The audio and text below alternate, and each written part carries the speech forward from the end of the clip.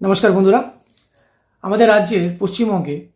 বহু বছর ধরে বহু চুক্তিভিত্তিক কর্মী অর্থাৎ কন্ট্রাকচুয়াল বেসিস যেসব এমপ্লয়িজরা রয়েছে তাদের দীর্ঘদিনের আবেদন, বিভিন্ন আবেদন নিয়ে তারা কাজ করে আসছিল এবং নবনির্মিত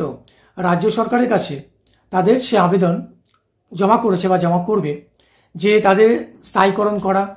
বেতন কাঠামো পরিবর্তন বা সমকাজে সমবেতন যে নিয়ম আছে সেটা লাগু করা, বিভিন্ন আবেদন নিয়ে তারা নতুন রাজ্য সরকারের কাছে অনুরোধ করেছে। এছাড়া তাদের একটা অভিযোগ ছিল যে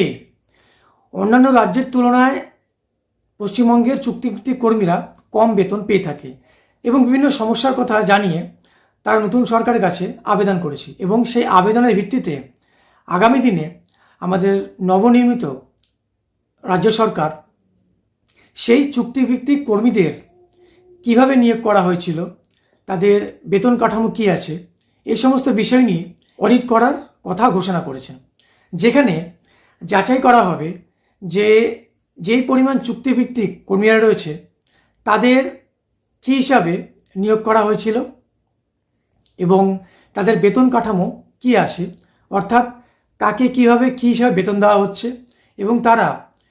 কার মারফত অর্থাৎ কোনো এজেন্সির মারফত বা কোন আউটসোর্সিংয়ের মারফত এখানে অ্যাপয়েন্টমেন্ট পেয়েছিল বা কাজে যুক্ত হয়েছিল এবং এদের বেতনের যে ফান্ডিং অর্থাৎ এদের বেতন কোথা থেকে দেওয়া হতো, এই সমস্ত বিষয় নিয়ে একটি অডিট করার কথা ঘোষণা করেছে।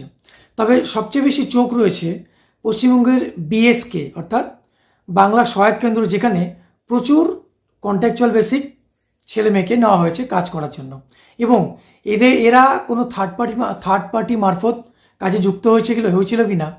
এবং কী নিরিখে এদের যুক্ত করা হয়েছিল এবং শেষ প্রশ্ন, এত পরিমাণ চুক্তিভিত্তিক কর্মীর প্রয়োজন রয়েছে কি না এবং প্রয়োজন হলেও কতজনের প্রয়োজন রয়েছে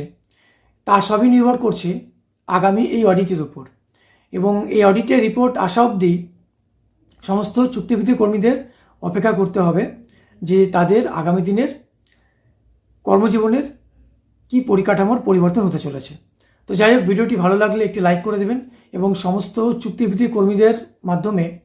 বা কর্মীদের মধ্যে এই ভিডিওটি শেয়ার করে দেবেন এবং আগামী দিনে আরও আপডেট পেতে চ্যানেলটিকে সাবস্ক্রাইব করে সঙ্গে থাকবেন। ধন্যবাদ।